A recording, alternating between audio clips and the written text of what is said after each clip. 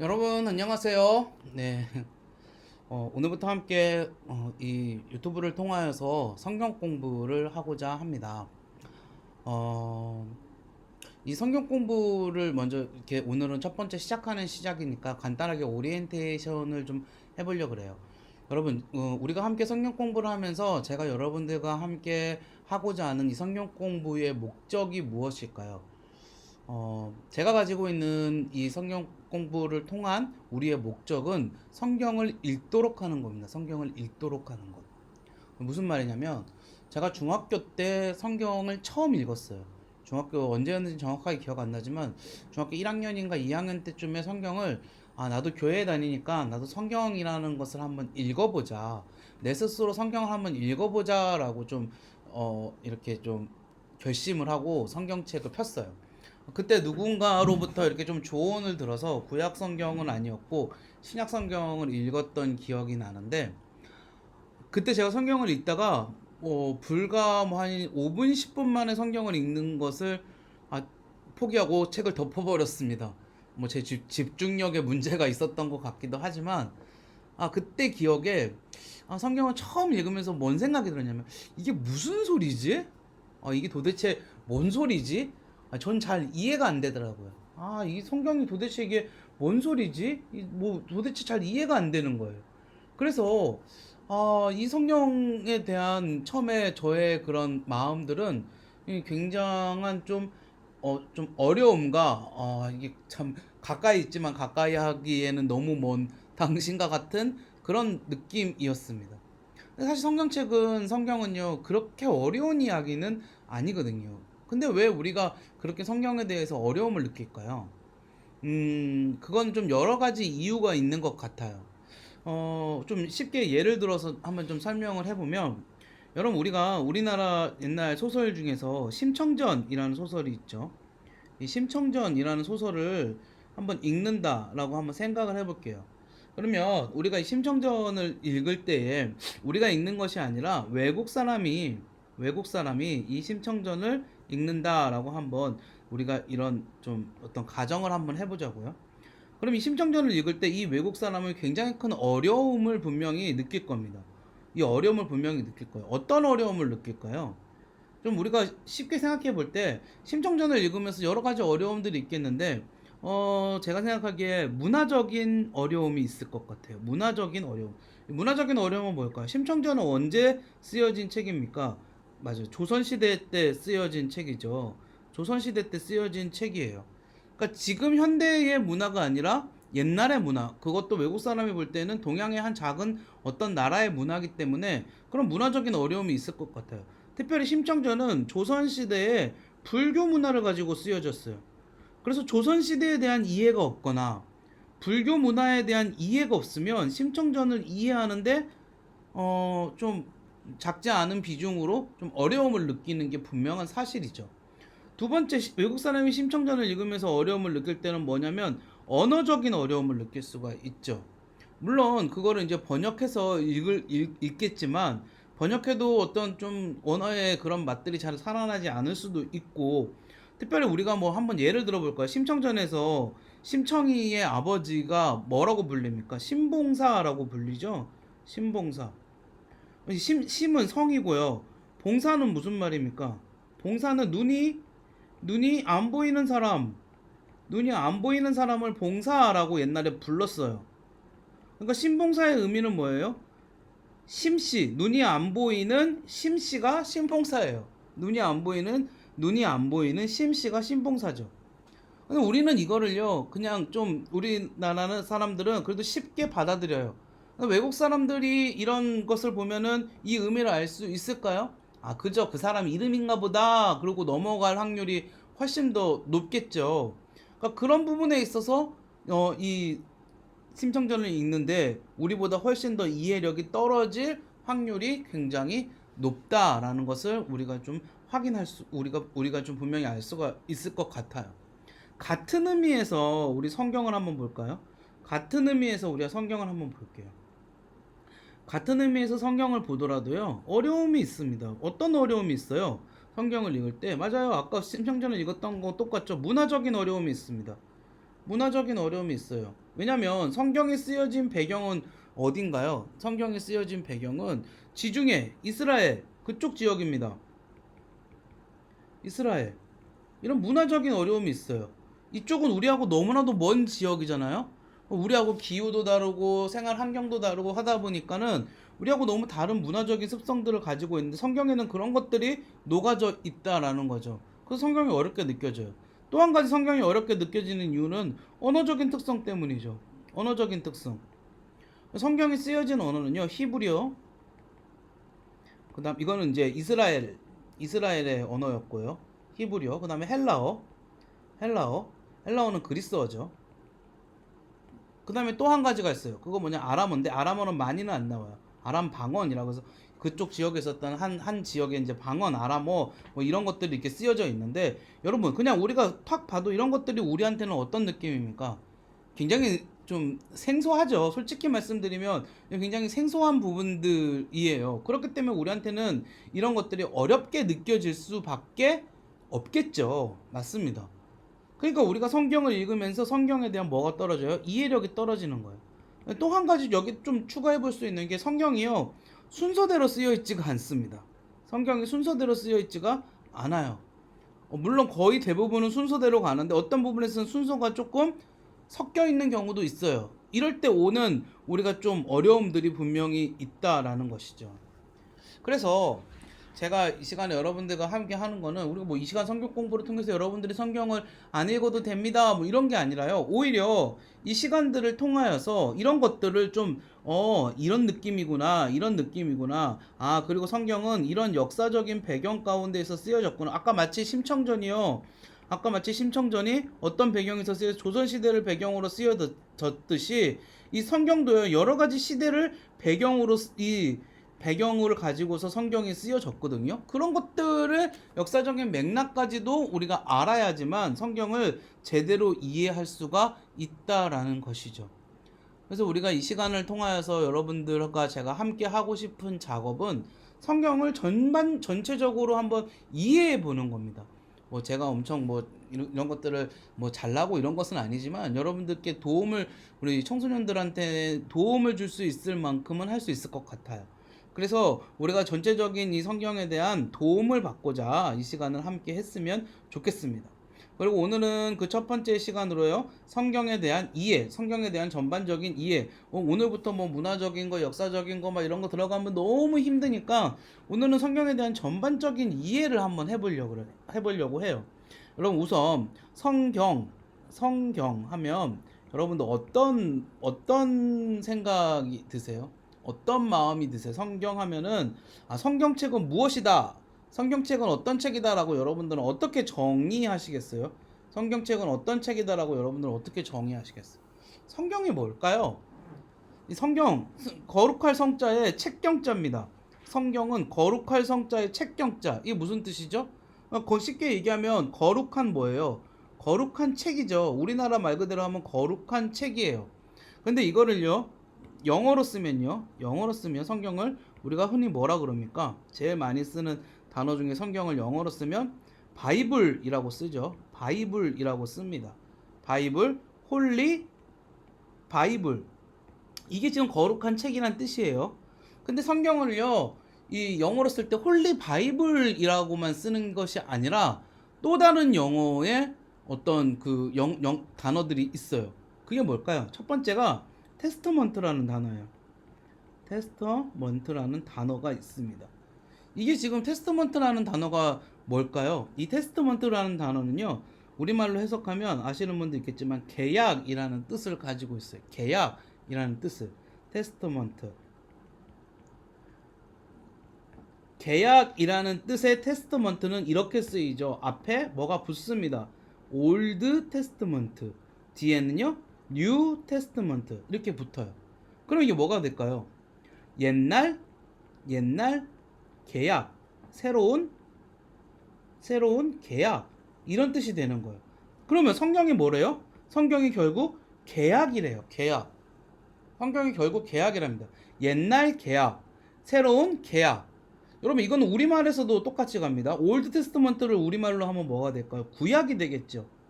뉴 테스트먼트를 우리말로 하면 뭐가 될까요? 신약이 됩니다. 신약. 그렇죠. 구약과 신약이 뭘까요? 약자에 우리가 좀 집중할 필요가 있는데, 약자. 이 약자는 우리가 쉽게 얘기할 때 약속하다 할 때 약자입니다. 한자로. 그러면 이건 구약은 뭡니까? 옛구자죠. 옛구자. 옛날 약속. 신약은 새 신자죠. 새로운 약속. 옛날 약속, 새로운 약속. 다 똑같죠? 계약, 약속, 계약, 약속. 다 똑같잖아요? 자, 여러분, 영어에서 한 가지 단어가 더 있어요. 그거는 뭐냐면 커버넌트라는 단어예요. 커버넌트. 이거는 뜻이 뭡니까? 언약이라는 뜻을 가지고 있어요. 말로 하는 약속, 언약이라는 뜻을 가지고 있어요. 자, 이렇게 보면은 성경은 지금 다 똑같은 걸 이야기하고 있어. 뭐를 이야기하고 있죠? 근데 결국 약속, 계약, 뭐 언약, 뭐 같은 말들을 계속해서 하고 있어요. 그러면 성경이 약속이라는 건데, 쉽게 얘기해서 성경이 약속이라는 것인데, 그렇다면 왜 성경이 약속이 되는 걸까요? 왜 성경 이코르 약속이 되는 걸까요? 왜 성경 이코르 약속이 되는 걸까요? 그러니까 무슨 약속이 거기 들어 있으니까 성경이 약속이라는 거겠죠? 여러분, 성경의 약속은요, 하나님이 인간에게 해주시는 약속이에요. 인간에게 해주시는 약속. 무슨 말이냐? 하나님이요, 세상을 만드셨어요. 성경의 4대 주제라 그러거든요. 성경의 4대 주제가 있어요. 성경의 4대 주제. 하나님이 세상을 만드셨다. 창조. 그 다음에 인간이 타락하였다. 타락. 그 다음 하나님께서 이 세상을 구원하셨다. 구속. 구속받은 인간이 하나님 앞에 변화받은 삶을 살아가야 된다. 성화. 이렇게 해서 총 4가지의 성경의 큰 4대 주제가 있어요. 창조, 타락, 구속, 성화. 우리는 이걸 이렇게 불러요. 창조, 타락, 구속, 성화. 이 4가지. 근데 하나님이 이 세상을 만드시고 난 이후에 보면 창세기 1장 26절, 28절 이렇게 보면은 하나님이 아담에게 첫 번째 사람 아담을 만드시고 하나님께서 아담과 약속을 하세요. 하나님이 아담에게 약속을 하세요. 하나님의 형상대로 사람을 지으시고 이러시면서 너는 이 세상을 다스리고 축복하고 이 세상을 다스리고 이 세상에서 번성하고 이끌어가라 라고 하나님께서 그런 아담한테 축복하시면서 약속을 주시고요. 인간이 처음으로 타락하였을 때 창세기 3장 15절에 보면 하나님이 또 약속하세요. 여기에 대한 첫 번째 약속은 뭐냐면 메시아를 보내주실 것에 대한 약속이에요.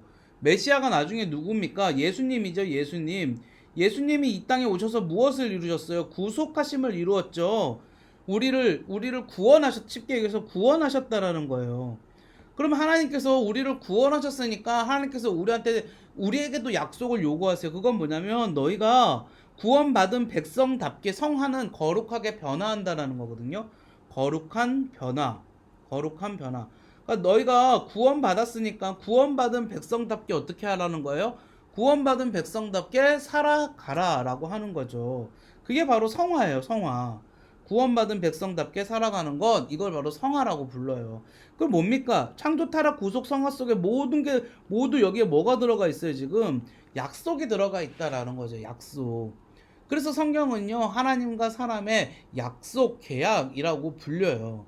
우리가 이 성경에 대한 이것을 좀 우리가 분명히 좀 알 필요가 있다라는 거예요. 성경은 무엇이다? 하나님과 인간에 대한 약속이다. 이 관점에서 먼저 출발을 해야 돼요. 자, 그러면 우리가 이 성경을 한번 지금 방금 말씀하셨던 것들에 대한 여기 지금 내용이 여기 뒤에 있어요. 다시 한번 좀 정리하고 넘어갈까요? 여기 나왔으니까. 자, 보세요. 성경은 아까 영어로 홀리 바이블이라고 그랬죠. 커버넌트, 언약, 테스트먼트, 계약. 그런데 올드 옛날 계약과 새로운 계약. 이 계약에 대한 약속은 결국은 뭐다? 구원이다. 구원. 이 구원은 예수 그리스도로 말미암아서 구원은 성취가 되었다라는 것이죠. 그리고 예수 그리스도에 대한 구원은요, 구약과 신약에 모두 나와요. 그런데 구약에는 오실 예수님에 관한 이야기고요. 신약은 이미 오신 예수님에 관한 이야기가 여기에 기록되어져 있다라는 것, 우리가 이것을 좀 확인해 볼 수가 있어요. 그래서 성경이란 무엇이다? 예수 그리스도에 관한 약속이다. 구원에 관한 약속이다. 그리고 우리가 하나님의 백성으로 성화되어 가면서 살아야 되는 약속이다라는 게 이 성경에 대한 이해라고 우리가 할 수가 있겠죠. 자, 그러면 우리 이 성경을요, 한번 이제 우리 성경을 분류해 보도록 합시다. 성경을 분류해 보도록 할게요. 성경을 분류하는 거는요, 사실상 이거는 상당히 중요한 일이라고 우리가 좀 할 수 있을 것 같아요.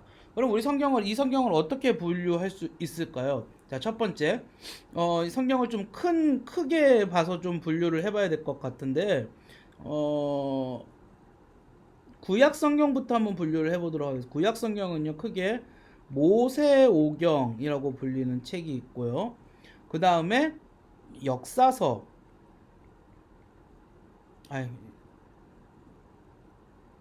이쪽에 쓰고 저쪽으로 넘어가서 다시 한번 확인해 볼게요. 성경의 분류. 성경은 일단 크게 분류하면요, 구약 성경이 있고요. 다 아시죠? 여기까지는. 신약 성경이 있어요.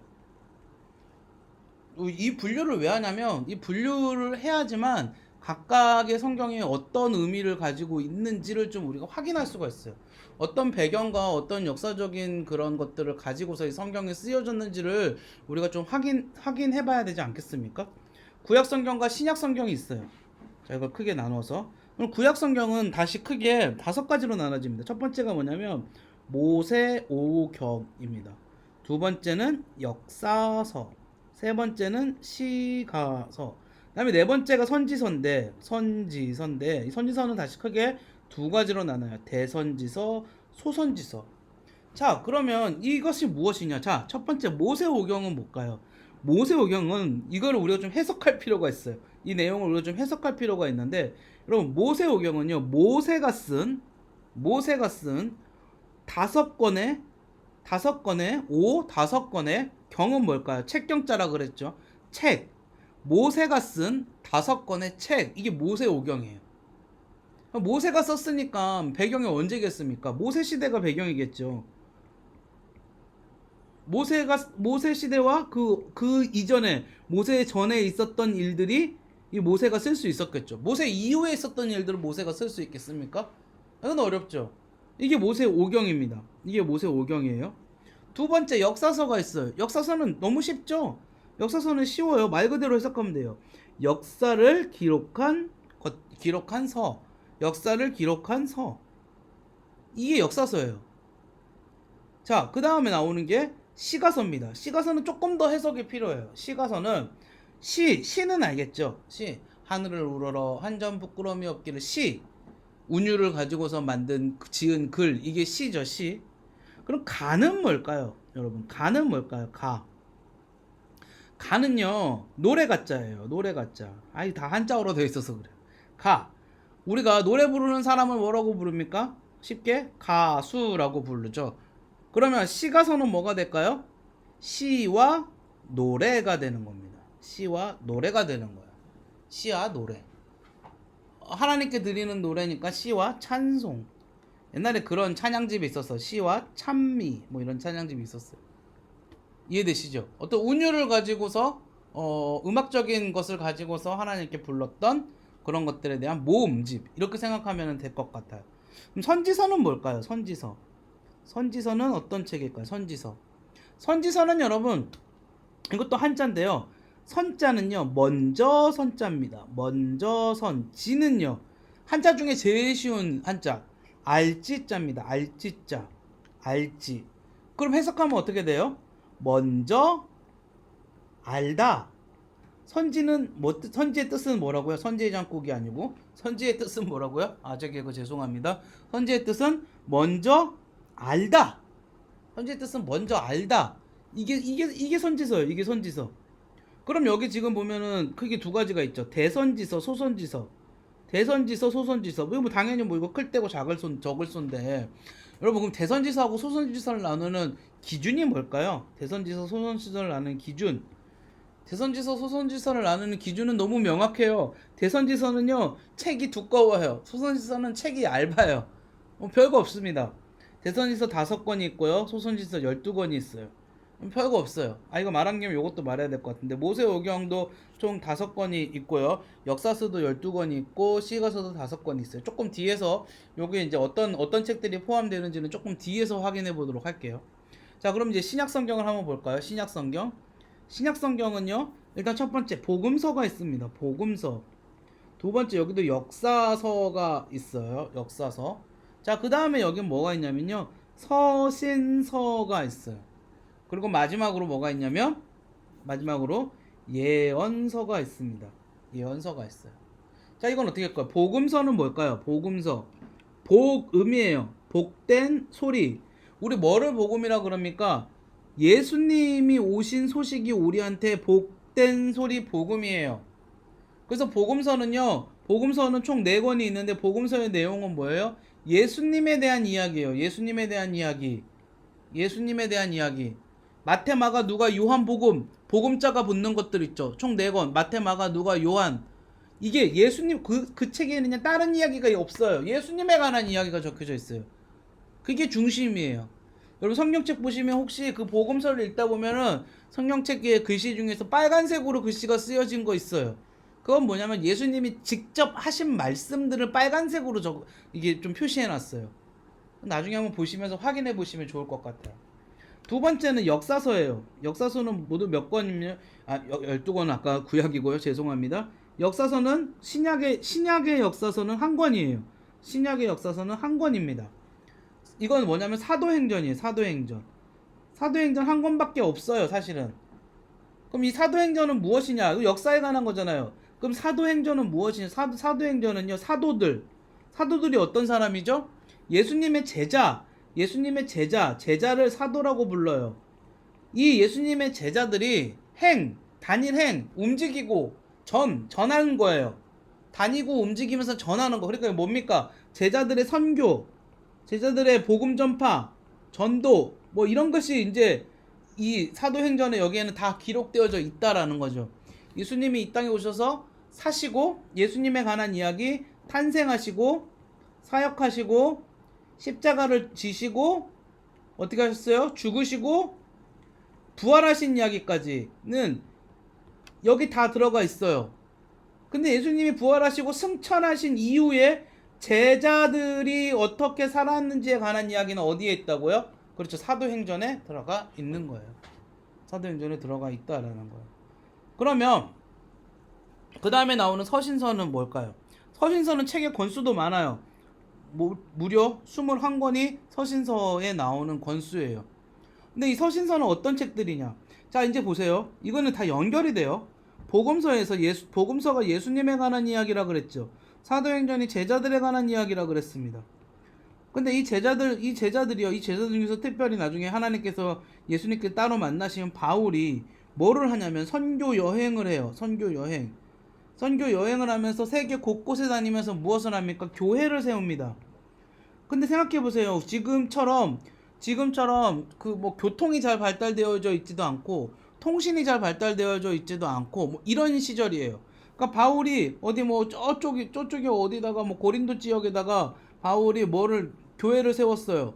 근데 바울이 계속 여기만 있을 수 없고 또 다른 데도 가야 되니까 어떻게 해요? 다시 다른 곳으로 가요. 그런데 여기서 소식이 들려요. 저기 무슨 교회에, 저 고린도 교회에 어떤 문제가 있더라 라는 소식을 바울이 들었어요. 그럼 바울이 어떻게 해요? 문제가 있으니까 내가 가야지. 그러고 가요? 그러기 어렵죠. 현재 있는 지역에서도 바울이 해야 할 게 상당히 많거든요. 근데 그 모든 것들을 버려두고 바울이 그냥 단순하게 고린도 지역으로 간다? 사실 이건 굉장히 어려운 일이에요. 그럼 바울이 어떻게 해야겠어요? 이 당시에 뭐가 있어요? 전화가 있어요? 뭐 인터넷이 있어요? 이메일을 보내요? 뭐 그런 것도 아니잖아요. 그러니까 바울이 어떻게 합니까? 여기서 편지를 보내는 거예요. 편지. 서신서라는 게 뭘까요? 서신이라는 게 편지잖아요. 편지. 이렇게 보내는 편지들이 그 내용이 너무 예수님에 관한 복음에 이런 것들이 정말로 이 정수가 되는 편지들이 너무 많아요. 물론 서신서는 바울만 쓴 건 아니에요. 베드로도 썼고 막 이랬어요. 그렇지만 대부분 바울이 썼죠. 그래서 이 편지들이 이 편지들이 사실상 이 편지들이 어떻게 된 거예요? 편지들이 성경이 된 거예요. 하나님께서 바울에게 특별히 감동하셔서, 베드로에게 특별히 감동하셔서, 야고보에게 특별히 감동하셔서 그 편지들을 통하여서 하나님의 말씀이 지금까지 남아 있도록 만들어 주신 거라는 거죠. 그게 서신서예요. 서신서. 21권이 있어요.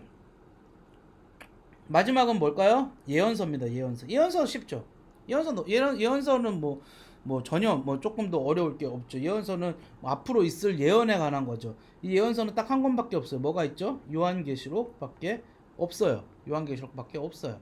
자, 그러면 우리가 이 성경의 분류를 지금 이 성경에 대한 분류를 지금 했는데, 요걸 이렇게 정리하면 이렇게 되는 거예요. 이걸 정리하면 지금 잘 보이실지 모르겠지만 글자가 작아갖고 이렇게 되는 거예요. 자, 첫 번째 뭐가 있어요? 첫 번째 모세오경이 있었죠. 모세오경은 5권이에요. 그래서 창세기, 출애굽기, 레위기, 민수기, 신명기, 이렇게가 모세오경이라고 할 수 있어요. 두 번째는 역사서예요. 역사서는 12권이에요. 여호수아, 사사기, 눕기, 사무엘상, 사무엘하, 열왕기상, 열왕기하, 역대상, 역대하, 에스라, 느헤미야, 에스더, 이렇게 되는 거예요. 시가서는요, 시와 노래라 그랬죠. 욥기, 시편, 잠언, 전도서, 아가, 5권입니다. 대선지서, 선지서 중에서 양이 많은 게 대선지서. 이사야, 예레미야, 에가는 좀 적지만 예레미야하고 같이 붙어갖고 이렇게 여기 있는 거고요. 에스겔, 다니엘, 이렇게 5권이 되는 거고. 소선지서는요, 호세야, 요엘, 아모스, 오바댜, 요나, 미가, 나훔, 하박국, 스마냐, 학개, 스가랴, 말라기, 이렇게 되는 거예요. 이렇게 되는 거.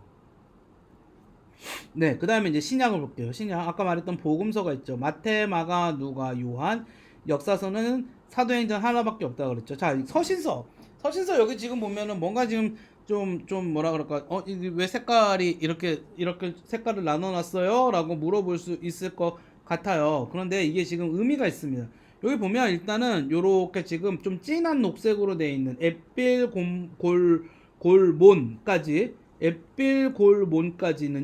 에필골몬까지는요, 뭐냐면 지금 바울이 옥중에서 쓴 서신이에요. 감옥에서 썼다고요.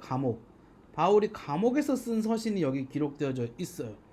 자, 그 다음에 로마서, 고린도 전후서, 갈라디아서, 데살로니가 전후서는 뭐냐면 로마 교회에 쓴 편지, 고린도 교회에 쓴 편지 1, 2, 갈라디아 교회에 쓴 편지, 그 다음에 그 데살로니가 교회에 쓴 편지. 그래서 이걸 교회 서신이라고 불러요.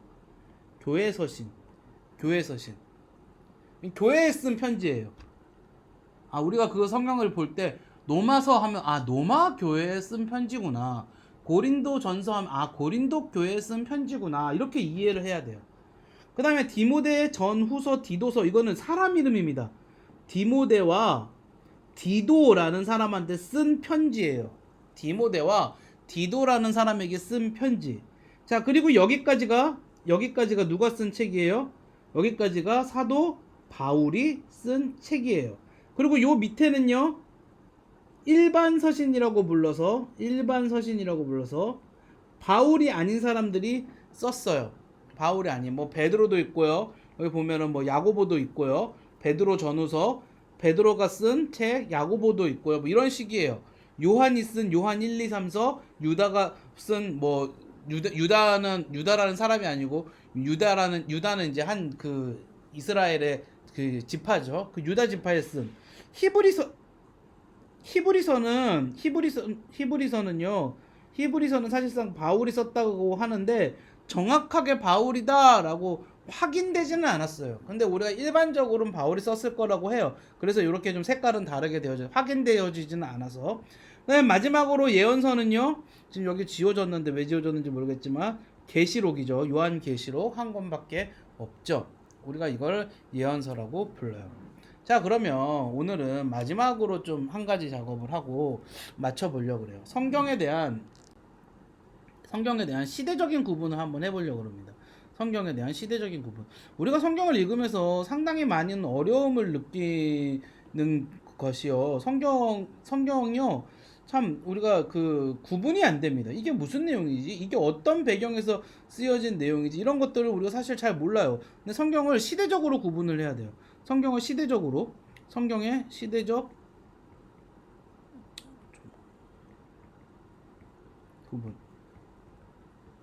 그리고 이 시대적 구분 안에 성경이 어디에 어떻게 포함되어져 있는지를 알아야 되죠.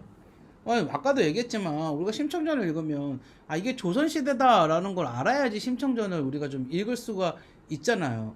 우리가 무슨 뭐 또 다른 책들 무슨 그런 책들을 읽으면서 뭐 황순원의 뭐 소나기 이런 책들을 읽으면서 무슨 뭐 이게 근대 사회다 뭐 이런 것들을 좀 뭐 모르고 읽고 이러면은 사실 좀 잘 이해가 안 되잖아요. 똑같은 거예요. 근데 우리 이런 것들을 좀 알면서 읽어야 되는데 성경은요 크게 이렇게 좀 구분할 수가 있습니다. 첫 번째 성경의 시대는 뭐냐면 창조 시대라고 우리가 있어요. 창조 시대. 창조 시대는 뭘까요? 창조 시대는 뭐 쉽죠. 당연히 하나님께서 이 세상을 뭐 처음 만드셨던 창조하셨던 시대가 되겠죠. 그럼 여기에 들어가는 책은 뭐겠습니까? 당연히 창세기가 되겠죠. 창세기. 창조 시대로부터 시작을 해요. 그 다음에 나오는 시대는 뭐냐면 모세 시대예요. 모세 시대. 모세 시대. 자, 이제 우리가 여기에 대한 그 시대적인 이야기를 이제 앞으로 차근차근 해나갈 거니까 오늘은 그냥 맛만 보시면 될 것 같아요. 여러분, 창조 시대 다음에 이 창조 시대 다음에 여기선 모세 시대 전에 제가 지금 죄송해요. 모세 시대 전에 한 가지 시대가 더 있어요. 그건 뭐냐면 족장 시대예요. 창조 시대. 여기 창세기 1장부터요. 창세기 11장까지에 하나님께서 이 세상을 어떻게 창조하셨고 죄가 어떻게 들어왔고 이런 내용들이 여기 다 포함되어져 있어요. 근데 이게 끝나고 나면 족장 시대로 연결되거든요. 하나님께서 한 사람을 선택하세요.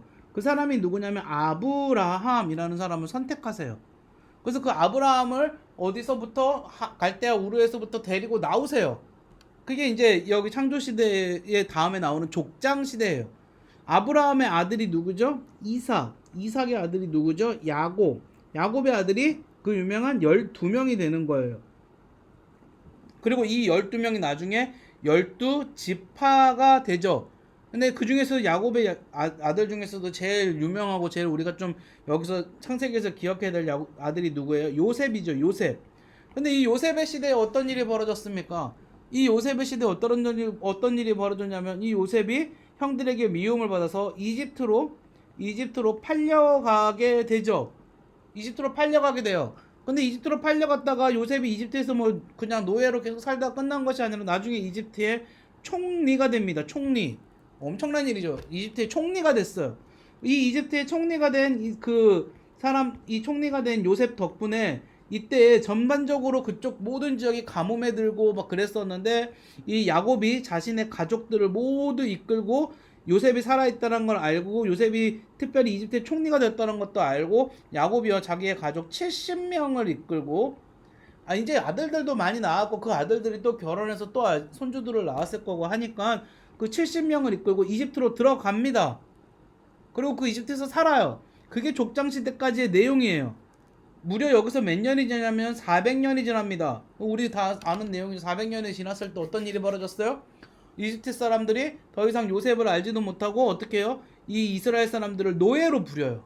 재밌는 건 70명이요. 70명이 남녀 포함 모두 70명입니다. 70명이 400년 후에 하나님께서 엄청나게 축복하셔서 몇 명이 되냐면 60만 명. 60만 명이 됩니다. 이건 약이에요. 약 60만 명이 돼요. 어마어마한 숫자로 불어난 거죠. 그래서 이 사람들이 어떻게 해요? 이집 사람들이 이걸 보고서 굉장히 두려워했다라는 표현이 있죠. 이건 이제 출애굽기 가면 자세하게 제가 좀 재미있는 내용들도 많이 있어요. 왜 두려워하게 되었는지 그런 것들도 좀 설명을 해보려고 그래요. 그래서 어떻게 합니까? 이제 노예로서 핍박하기 시작해요. 그때 누가 나타나요? 모세가 나타나는 거예요. 하나님께서 모세를 이 땅에 보내시는 거예요. 그래서 모세가 어떻게 해요? 이집트를 출애굽합니다. 출애굽. 여러분 애굽이 뭐냐면 애굽트라 그래가지고요. 이게 이집트잖아요. 이집트를 발음 끼워대려 읽으면 애굽트가 돼요. 애굽트. 그래서 애굽이 그냥 똑같은 말이에요. 이집트하고. 좀 옛날 말이죠. 지금까지 옛날 말이 쓰여지고 있는 것 뿐이에요. 어쨌든 모세가 어떻게 합니까? 출애굽합니다. 출애굽해요. 이스라엘 백성들을 다 데리고 출애굽해요. 그 다음에 광야에서 살죠. 광야 생활. 이제 이거 나중에 거기 들어가면 알게 될 거예요. 이 출애굽한 내용이 출애굽기 광야 생활한 내용이 민수기예요. 출애굽해갖고 살 때 하나님께서 레위기를 통하여서 이스라엘에게 법을 주시고요. 광야 생활을 할 때 신명기를 통하여서 모세가 이스라엘 백성한테 뭐 하냐면 설교를 해요. 설교. 이게 신명기예요. 하나님께서 주신 설교. 그게 모세의 설교예요. 모세가 백성을 통하여서. 그러니까는 민수기 안에 신명기가 포함되어 있고 출애굽기 안에 뭐가 포함되어 있어요? 레위기가 포함되어져 있는 거예요. 이해되시죠? 이해되시죠? 좀 말이 좀 빠른 것 같은데 조금 좀 천천히 한번 다시 가보도록 할게요. 자, 이렇게 시대가 이렇게 되는 겁니다. 자, 그래서 지금까지 나온 시대가 어떤 시대였죠? 창조 시대부터 시작했죠. 창조 시대에서 누구로 이어졌어요? 모세 시대로 이어졌죠. 모세 시대에서 또 누구의 시대로 이어졌습니까? 제가 오늘 자꾸 헷갈리네. 족장 시대, 그 다음에 모세 시대로 이어졌죠. 자, 모세 시대 때가 끝나고 나서 누구의 시대가 시작되냐면 여호수아의 시대가 시작돼요. 여호수아. 그러면서 이 여호수아가 어디로 들어가요? 가나안으로 들어가요. 그래서 여기를 뭐 특별하게 시대로서 나누기도 하고 안 나누기도 하는데 가나안 정복 시기가 있어요. 가나안 정복 시기, 이게 여호수아에 나오는 내용입니다. 이 가나안 정복 때 여리고성을 점령하고 아이성 점령하다 실패했다가 다시 아이성 점령하고 뭐 이런 일들이 여호수아 시대에 이루어지는 일들인 거죠. Do you understand? 이해하시겠죠? 네. 이게 이런 일들이 여호수아 시대 때 이루어지는 내용이에요. 자, 그 다음에 여호수아 시대 때 어떻게 드디어 가나안을 완전히 정복하고요. 가나안에 들어가서 이제 살기 시작합니다. 그때 하나님께서 이 가나안에서 이스라엘에게 지도자를 주세요. 사사는 재판관이라는 뜻을 갖고 있어요. 지도자를 주세요. 그게 사사시대입니다. 이게 당연히 무슨 책이겠어요? 사사기라는 책이겠죠. 사사기라는 책이 있어요. 자, 이 사사시대가 끝나고 드디어 뭐가 시작되냐면 왕정시대가 시작돼요. 왕정시대. 사사시대 말미에 사무엘이라는 선지자가 나타나서 기름을 부어요.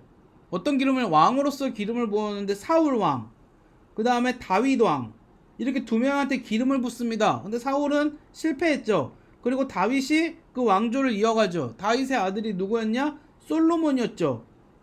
그리고 솔로몬의 아들이 여러분들은 잘 모르겠지만 느호보암이라는 아들이 있어요. 근데 이 느호보암이 좀 실수를 해요. 나중에 이때 이 시기에 가면 함께 좀 설명을 해보자고요. 느호보암이 실수를 해요. 그래서 느호보암이 어떻게 해요? 느호보암 때 나라가 둘로 쪼개져요. 남북으로 쪼개져요. 나라가 둘. 근데 원래 이 느호보암의 세력은 어디 있냐면 남유다, 그 다음에 그 느호보암하고 반대를 했던, 느호보암하고 대항했던 세력이 있어요. 그 사람의 이름이 누구냐면 여로보암이에요. 느호보암, 여로보암. 이 여로보암을 북이스라엘이라고 불러요. 북이스라엘이라고. 그래서 나라가 어떻게 해요? 남유다와 북이스라엘로 이스라엘이 갈라지게 돼요. 우리나라처럼. 근데 여기는 지파가 2개 지파밖에 안 되고요. 여긴 10개 지파가 있어. 그런데 정통성은 누구한테 있어요? 당연히 남유다에 있겠죠. 그러면서 이제 여러 가지 사건들이 벌어집니다. 그 여러 가지 사건들이 벌어져요. 그리고 나서 무슨 일이 벌어지냐면 아시리아라는 국가가 쳐들어와요. 아시리아. 성경에서는 아수르라고 부르는 국가가 쳐들어와요. 아수르라는 국가가 쳐들어와요. 아수르는 철기 문명이었대요. 철기 문명. 여러분, 철기 문명이 대단한 거예요. 엄청 대단한 거예요. 이스라엘은 그때 철이 있긴 했지만 많이 없었거든요. 철기 문명이 왜 대단한지 그것도 이제 차차 이야기를 좀 뭐 이건 성경 공부는 아니니까 그래도 이제 왜 이 문명이 이렇게 강했는지도 이제 이야기를 좀 해드리려 그래요, 앞으로. 자, 아시리아한테 누가 멸망을 해요? 북이스라엘이 멸망을 합니다. 그리고 나서요, 아시리아가 멸망을 해요. 아시리아는 누구한테 넘어가냐면 바벨론이라는 국가한테 넘어가요. 이 바벨론한테 나중에 남유다가 멸망을 하고요. 그 다음에 이어지는 시대가 뭐냐면 포로 시대예요. 포로 시대. 포로로 끌려가는 거죠. 이제 이스라엘이 굉장히 어둡고 힘든 시절이 이제 오는 겁니다. 포로 시대. 그 다음에 이 바벨론도 바사라고 하는 그 나라한테 넘어가. 이 바사가 나중에 뭐가 되냐면 페르시아가 되는 거예요. 페르시아. 그러면서 포로 시대가 어떻게 되냐? 페르시아 시대에 올 때 위대한 왕이 한 명 나타나요. 고레스 2세라고 하는 왕이 나타나요. 이걸 역사적으로는 키루스 대왕이라고 불러요. 이 사람이 나와서 뭘 명령하냐면 포로 귀환을 해요. 포로 귀환을 시켜줘요.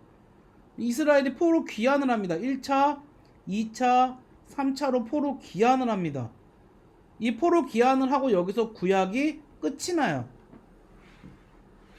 여기가 포로 귀환 시대까지 온 거예요. 그리고 구약이 끝이 났어요. 정리를 해볼까요? 가나안 정복 시절 다음에 뭐 있었어요? 왕정시대. 왕정시대는 분열왕국이었죠. 분열왕국으로 이어졌었고요. 그 다음에 멸망했었고, 포로시기, 포로시대, 포로 귀환 시대. 이렇게까지 이어졌었죠. 자, 그 다음에 여기서 이제 구약이 끝난다 그랬잖아요. 이 구약과 이 신약 사이에는 사실은 성경이 기록되지 않은 시간이 약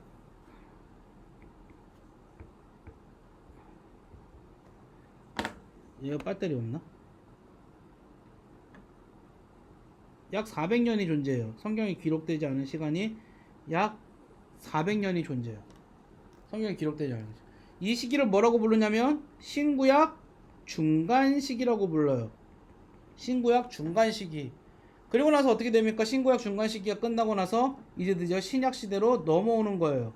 신약 시절로 넘어오는 거죠. 이 신약 시절도 다시 두 가지로 나눌 수가 있어요. 두 가지로. 첫 번째가 어떤 시기예요? 아까 말씀드렸어요. 예수님의 시절, 예수님의 공생의 사역, 예수님의 탄생, 그 다음에 뭐 예수님께서 탄생하셔갖고 사역하시고, 그 다음에 고난 받으시고 죽으시고 뭐 돌아가시고 그 다음에 부활하시고 승천하신 내용까지가 이 신약 성경에 나와 있어요. 그러면요, 그 신약 성경에는 그것만 나와, 예수님의 생애만 나와 있어요? 아니죠. 예수님이 돌아가시고 난 후에 제자들의 선교 여행까지가 여기 다 포함되어져 있어요. 이게 이제 우리가 이러한 시대적인 구분을 할 수가 있다라는 것이죠. 그 시대적인 구분을 우리가 한번 좀 볼까요? 어떻게 보면은, 자, 여기 표를 보시면 보이시겠죠. 창조시대, 족장시대, 모세시대, 사사시대, 왕정시대, 포로시대, 신구약 중간시대, 신약시대. 뭐 여기서 중간중간에 좀 빠진 부분들이 있죠. 아까는 되게 자세하게 이야기한 거예요. 보면은 이제 사사시대의 가나안 정복과 가나안 정착 이유가 이제 같이 포함되어져 있기는 해요. 그렇지만 거기서 또 세분화하면 가나안 정복 시절 뭐 이렇게 나누는 거죠. 자, 오늘은 조금 좀 말도 빨랐고 정신도 없으셨을 것 같긴 한데 죄송하지만 조금 뭐 오늘은 내용을 이렇게 한번 정리를 해봤어요. 일단은 여기까지 내용을 한번 정리를 해봤어요. 이것을 가지고서 이제 이러한 역사적인 맥락과 어떤 문화적인 맥락을 거기에 좀 곁들이고 언어적인 것들을 좀 추가해가지고 앞으로 성경이란 어떤 책인지에 관하여서 차근차근 한번 좀 보도록 해보려고 합니다. 여러분들이 지금 오늘 이 시대적인 거는 사실 잘 이해도 안 가고 어려울 수 있겠지만 뭐 이제 계속 할 거예요. 그 다음 시간부터도 이제 계속 할 거예요. 그러니까는 그냥 좀 크게 어려움 갖지 마시고 나중에 저절로 외워지게끔 우리가 좀 계속 한번 이 시대 구분을 해보도록 할 예정입니다. 그리고 각각의 거기에 어떤 성경들이 속해 있는지를 좀 보면서 우리가 좀 이해하면 편할 것 같아요. 자, 마지막으로 우리 한번 좀 우리가 지금 보고 있는 성경 공부, 아까 막 성경이 지리적인 거 이야기했는데 좀 어려웠잖아요. 뭐 지리적인 거 좀 한번 볼까요? 자, 여기 보시면 지금 우리는 어디에 살고 있어요? 우리는 여기죠, 여기. 우리가 살고 있는 곳은 여기죠. 우리가 공부해야 되는 곳은, 지금 우리 공부하고 있는 곳은 어디입니까? 여기에요, 여기. 여기. 요거 좀 자세하게 좀 확대한 지도를 좀 이렇게 봤으면 좋겠는데, 그 전에 보면은 우리가 지금 여기죠. 요 지도가 조금 더 잘 나오긴 했네요. 우리가 지금 여기죠. 여기 살고 있죠. 여기. 자, 그런데 지금 우리가 공부하는 지역은 어디입니까? 여기에요. 여기. 요 지역. 요 지역을 공부할 거예요. 이 지역은 어떻게 돼 있어요? 이게 지중해예요, 여러분. 지중해를 끼고서 여기가 유럽, 여기가 아프리카, 여기 뭐예요? 아시아.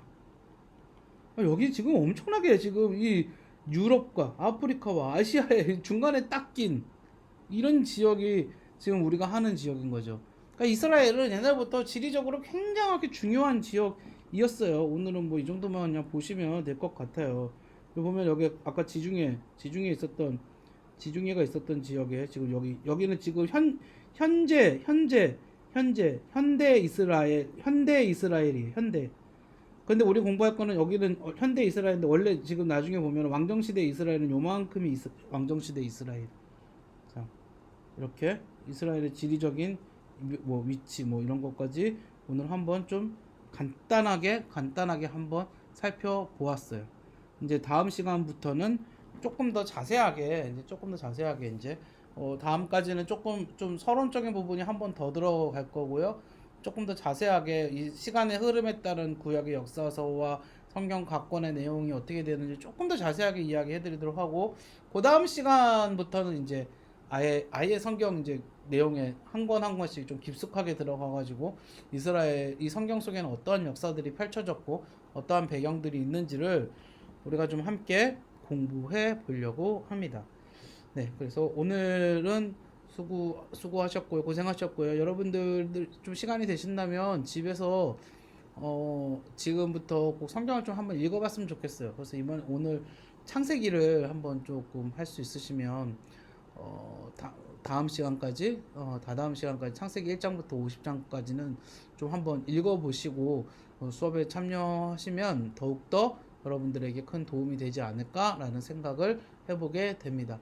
오늘 고생 많이 하셨고요. 여러분들 각자의 삶에서 꼭 성경 읽는 삶을 사시기를 주님의 이름으로 축복합니다. 고생하셨습니다.